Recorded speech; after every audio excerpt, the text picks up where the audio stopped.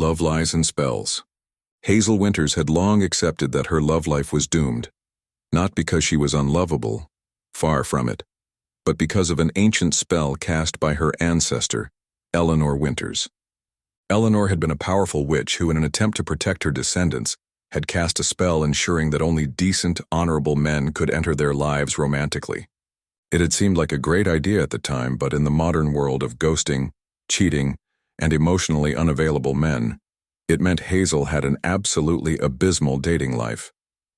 Adding to her frustrations was the fact that the spell didn't just prevent the wrong men from getting close, it actively punished those with ill intentions. Once a man who had lied about being single found himself locked in a public restroom for 3 hours with no phone signal. Another time, a suitor who had a habit of love-bombing women had his car mysteriously towed, twice. It was as if the universe itself was Hazel's overprotective guardian, and while she appreciated the sentiment, she was beginning to wonder if she'd ever have a chance at love at all. Her mother and grandmother, both still living with her in their cozy, Victorian home, had given her countless pieces of advice. They tried to explain the spell's intricate workings, but Hazel remained frustrated. She was stuck in an endless loop of romantic misfortune, feeling like some unseen force was making decisions on her behalf. The few times she had dared to feel hopeful, disaster struck. Drinks spilled mysteriously, chairs gave way beneath unsuspecting men, and in the worst cases, her dates would suddenly recall pressing work emergencies and flee, like their lives depended on it. One evening, while Hazel vented her frustrations over dinner, her grandmother gave an exaggerated sigh. "Honestly, dear, I don't see the problem. At least you don't have to waste time on scoundrels. Back in my day, I had to weed out the bad ones myself." Her mother chimed in, waving a wooden spoon in the air. "Exactly. Your great-aunt Margaret used to turn unfaithful suitors into frogs. If anything, this spell is doing half the work for you." Hazel groaned, slumping against the table, her forehead dramatically hitting the surface. "Yes, because nothing says romance like magical sabotage. I just want a normal date for once. Just once. Is that too much to ask?" She lifted her head and threw her hands in the air. "I mean, honestly, Mom, Grandma, do you know how embarrassing it is to watch a guy sprint away from me like I'm an actual banshee? I just want a nice, normal evening where my date doesn't end up mysteriously tripping over his own feet or suddenly getting an emergency phone call from his totally real sick aunt." Grandma smirked. "Honey, if a man can't handle a little divine intervention, he's not worth your time." Her mother nodded. "Exactly. And honestly, if they're running, that's the spell saving you from a headache. Trust the magic, dear." Hazel groaned even louder, flopping back in her chair. "Right. Trust the magic. Sure. Maybe I should just marry a ghost and call it a day." Grandma chuckled. "Do you want an accountant who bores you to tears or a musician who disappears at the first sign of commitment? The spell saves you the trouble of finding out the hard way." Her mother nodded sagely. "And if you really want to break the cycle, maybe stop attracting trouble in the first place." Hazel rolled her eyes. "Right, I'll just tell fate to send me a good one. I'm sure it'll listen." It left Hazel feeling exasperated, torn between amusement and irritation. Was she doomed to be alone forever? She often lay awake at night, staring at the ceiling, wondering what it would feel like to fall in love without the intervention of supernatural forces. She wanted to believe there was someone out there who could break through the barriers, but the longer she waited, the more she questioned if such a man even existed. It was as though the universe itself was conspiring to keep her single, and no matter how much she wished otherwise, she felt trapped in a romance-free fate she hadn't chosen. The only person who truly understood her predicament was her best friend, Alice. Alice had known about Hazel's witchy heritage since they were kids, and had always found it more exciting than problematic. While Hazel saw it as a curse, Alice viewed it as a fascinating challenge. "So let me get this straight," Alice said, setting down her coffee cup with a dramatic flourish. "You're doomed to be single unless a guy is basically a saint? Not a saint, Hazel sighed, stirring her tea. Just decent, honest, genuinely kind. Alice smirked. In this day and age, that might as well be sainthood. Hazel groaned. You see my problem? Alice tapped her chin, eyes gleaming with an idea. What if we test the spell in a controlled environment? Hazel raised a brow. I'm scared to ask. A speed dating event, Alice declared triumphantly. Think about it. If a guy makes it through the whole night without some catastrophe happening, maybe he's actually the one. Hazel folded her arms, skeptical. And what happens when an entire restaurant collapses because half of them don't meet the requirements? Alice waved a hand dismissively. Then we know for sure the spell is working. Come on, Hazel. What do you have to lose?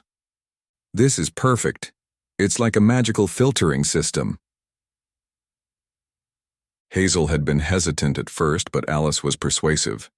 That was how she found herself seated at a fancy downtown restaurant, waiting for her turn at the microphone for the introduction round. Marcos was not your typical billionaire. He had built his fortune from the ground up, expanding his empire across multiple industries while ensuring his mother, who had raised him alone, would never struggle again. His wealth was vast, his estate grand, but none of it had ever filled the void of genuine connection. But despite all of that, what he wanted most was a genuine relationship. He was sick of gold diggers, social climbers, and women who saw only his bank account. The more he encountered disingenuous people, the more he longed for something real, someone who would love him for who he was, not for the power he wielded. Unlike many in his position, Marcos had not been born into wealth. His mother, a single parent, had worked tirelessly to give him a chance at a better life. He still remembered the nights she came home late from working. 2 jobs. Her hands calloused and her smile weary yet full of love. Every dollar he made, every deal he closed was driven by a single purpose, to ensure that his mother never had to struggle again. He had built his empire from nothing, pouring every ounce of himself into success, but now, standing at the top, he realized he was missing something crucial, someone to share it with, someone who saw the man, not the fortune. At night he would sit alone in his penthouse gazing out at the city skyline, wondering if such a person even existed. He had tried everything: charity events, business galas, even dating apps under a pseudonym. But every time, the truth of his wealth would surface, and so would ulterior motives. His mother often told him that the right woman would come when he least expected it, but he was beginning to lose hope. Maybe love wasn't something meant for people like him, those who lived behind walls of luxury and expectation. So when his friend dared him to join the speed dating event, he decided to take on the challenge, but with a twist. Man, you are way too serious about this, his friend Leo chuckled as he watched Marcos ruffle his hair to look less polished. You do realize most of the women at these events are either there for free drinks or to find a guy with an actual job, right? Marcos sighed, buttoning up his plain shirt. And that's exactly why I need to go in disguise. The last time I went on a date, the woman spent half the night talking about how much she loved yachts. I don't even own a yacht. Leo smirked. You could, though. Hell, you could buy the whole damn marina. That's not the point, Leo. I just want to meet someone normal, someone who isn't calculating how much I'm worth in their head. Leo leaned back, shaking his head. Good luck with that. Just don't be surprised if you get cornered by a girl pitching her new influencer brand. Ignoring his friend's teasing, Marco stood in front of his mirror, running a hand through his perfectly styled hair before deliberately messing it up. He swapped his tailored designer suits for a well-fitted but slightly wrinkled button-up, and a pair of worn-in jeans rolling up the sleeves just enough to seem effortless. He even went as far as scuffing his usually pristine shoes against the floor, making them look lived in. As he examined his reflection, he smirked. He was still undeniably handsome, but now at least, he didn't scream billionaire. If he could find someone who liked him like this, then maybe, just maybe, she was worth the effort. If he could find someone who liked him as a regular man, he knew they would be worth the effort. And that was when he saw her. Hazel stood on the stage as Alice took the microphone with an exaggerated flourish. "Ladies and gentlemen, brace yourselves, because I present to you Hazel Winters. She's smart, independent, and unfortunately, single. Not for lack of trying, but because the universe has the strangest sense of humor." The audience chuckled, and Hazel shot Alice a half-hearted glare. "Now, before you get too excited," Alice continued, "let me warn you. If you are emotionally unavailable, allergic to commitment, or think texting K is an appropriate response, you might as well leave now. The universe has a zero-tolerance policy for nonsense when it comes to this woman." A few people laughed, while some nervously shuffled in their seats. Hazel rolled her eyes, but couldn't hide the smirk, tugging at her lips. Hazel enjoys long walks through bookstores, people who actually listen during conversations, and not getting ghosted after 3 dates. Alice leaned in dramatically. She also has an uncanny ability to detect liars. So, be warned, gentlemen. If you're here to play games, the forces of nature themselves will conspire against you. The crowd burst into laughter, and Hazel shook her head, amused despite herself. Marcos leaned forward, intrigued. She wasn't trying to impress anyone. She was just being herself. And for the first time in a long time, Marcos felt something stir within him. An unexpected rejection. When Marcos finally got his turn to sit with Hazel, he gave her his best smile. "Hi, I'm Marcos." Hazel assessed him carefully. He seemed nice, charming even, but there was a flicker of doubt in her mind. The spell had never been wrong before. "Nice to meet you, Marcos," she said politely. "Tell me about yourself." He launched into a well-crafted but modest introduction about his work in business consulting and his love for family values.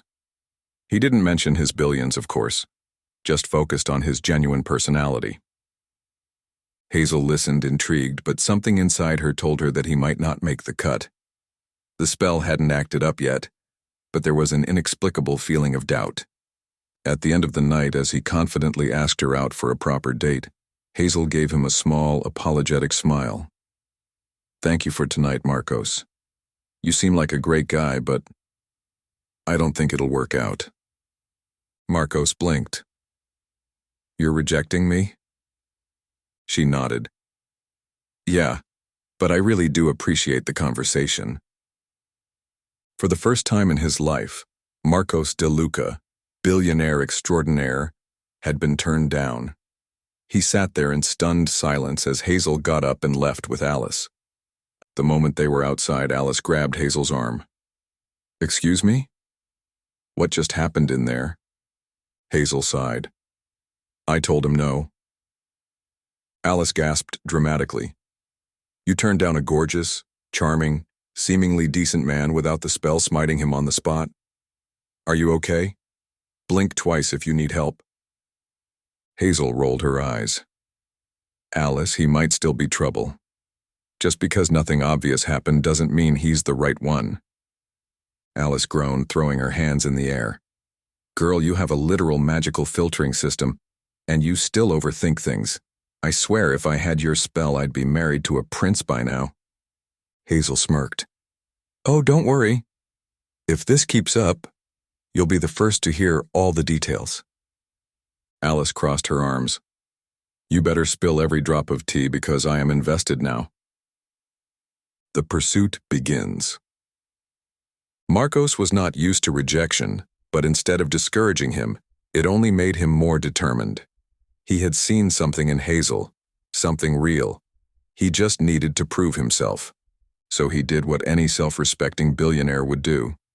He researched everything he could about Hazel, her interests, her favorite spots in the city, and he started showing up. Casually, of course. Marcos knew he couldn't just send Hazel expensive gifts or shower her with flowers.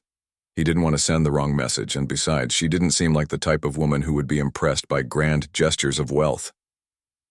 No, he had to show her that he was genuinely interested in her as a person, not just as a challenge to win over. His first attempt was at her favorite coffee shop. He strolled in, expecting a subtle, easy encounter. Instead, he managed to knock over a display of biscotti while trying to act natural. Hazel had raised an amused eyebrow as he scrambled to pick up the mess. "Smooth," she had said dryly before taking her latte and walking out. "You're really nailing this whole casual approach," Leo had muttered when Marcos recounted the event later. Undeterred, Marcos signed up for a cooking class he knew she attended. It was going well, until he tried flipping a pancake and sent it soaring straight onto the instructor's face. Hazel had nearly choked from laughter, shaking her head as she muttered, "Persistent, aren't you?" "You wouldn't believe it, Leo," Marcos groaned later. The instructor had butter on his glasses. Hazel laughed so hard I thought she was going to fall off her chair. His boldest move, however, was adopting a dog from the shelter where she volunteered. "You? A dog person?" Hazel had asked, arms crossed. "Completely," Marcos replied, holding up the fluffiest, tiniest puppy he could find. She eyed him suspiciously before breaking into a reluctant smile. "All right, I'll give you this one. That's a cute dog. What's his name?" Marcos glanced at the dog, then back at Hazel. "Fate."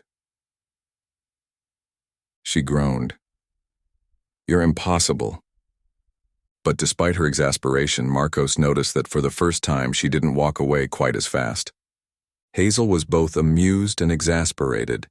She could see what he was doing, but the spell still wasn't giving her a clear answer.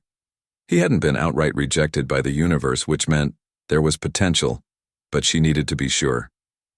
She crossed her arms and gave him a long, considering look. "All right, Marcos. I'll give you one chance. But there's a catch." His eyes lit up. "Anything, name it." "You're coming to dinner at my house," she declared. "If anyone can figure out what's going on with this spell, it's my mother and grandmother. They'll know if you're the real deal or just another near miss." She thought. Marcos hesitated, then grinned. "Dinner with your family? That sounds totally not intimidating at all." Hazel smirked. "Good, because they don't bite. Usually." Later that day, she met up with Alice for their usual coffee break. "You will not believe what Marcos has been doing."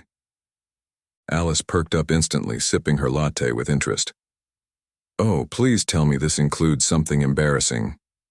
Hazel smirked. "Let's see. He's managed to knock over an entire biscotti display trying to act casual, sent a pancake flying into an instructor's face at cooking class, and, wait for it, adopted a dog just so he could impress me at the shelter." Alice nearly spit out her drink. He did not. "Oh, he did, and he named it Fate." Alice smacked the table, cackling.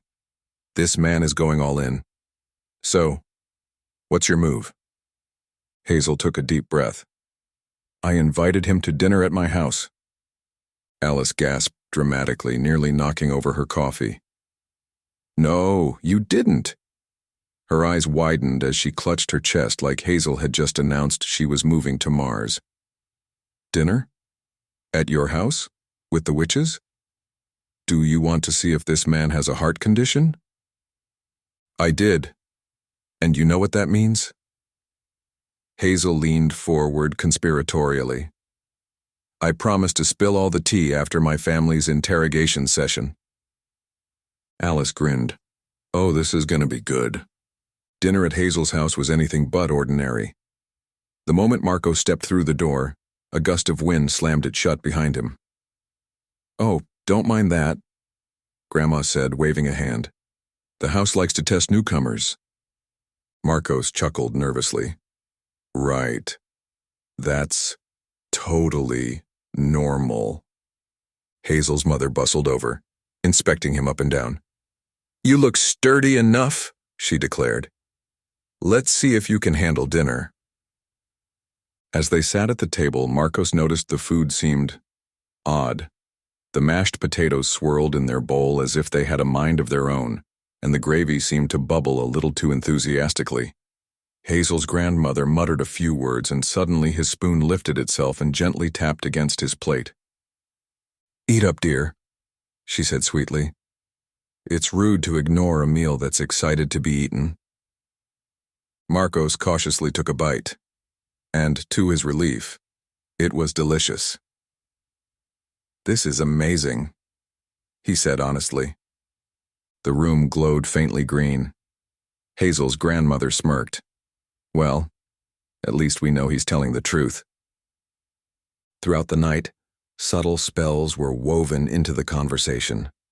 Whenever Marcos said something genuine, an unseen force made Hazel's grandmother nod approvingly.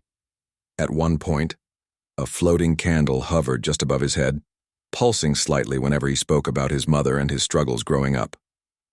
By dessert, Hazel realized something. She was no longer skeptical.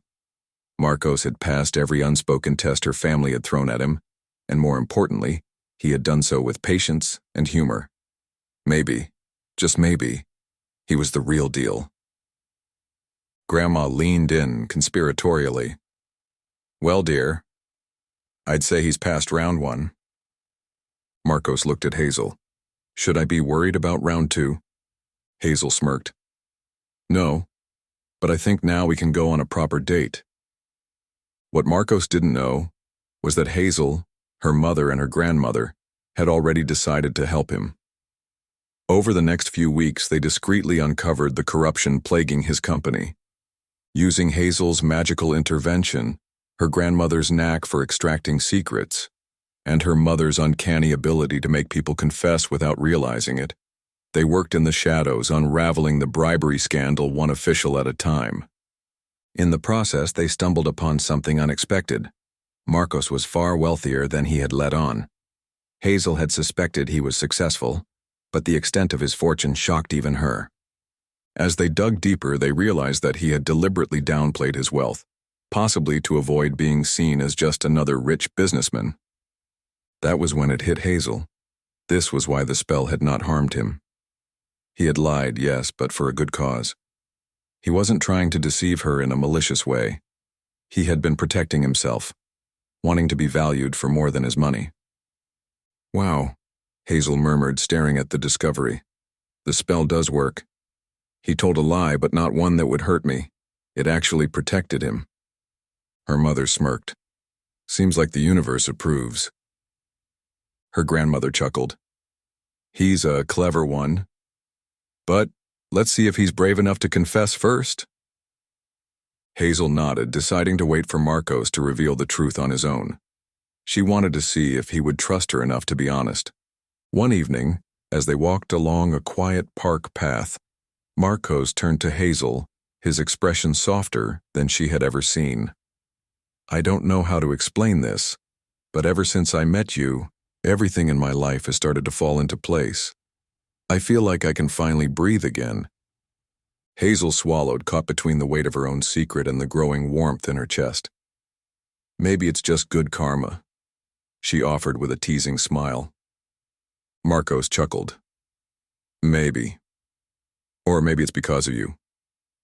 He hesitated for a moment before exhaling deeply. "Hazel, there's something I need to tell you. I haven't been entirely upfront about who I am. He paused, rubbing the back of his neck. I'm kind of rich. Really rich.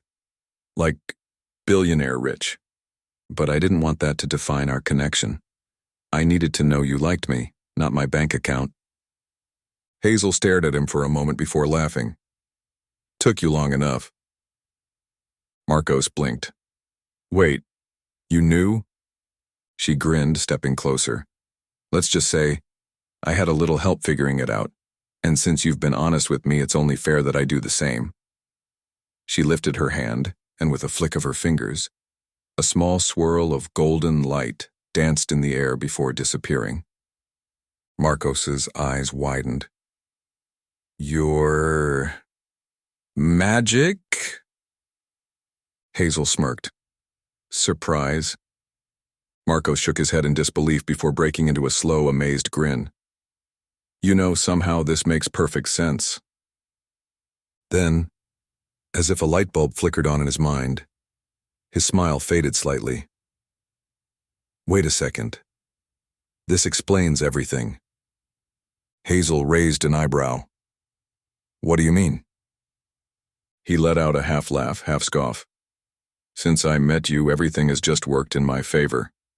I thought it was luck, but now I see it wasn't.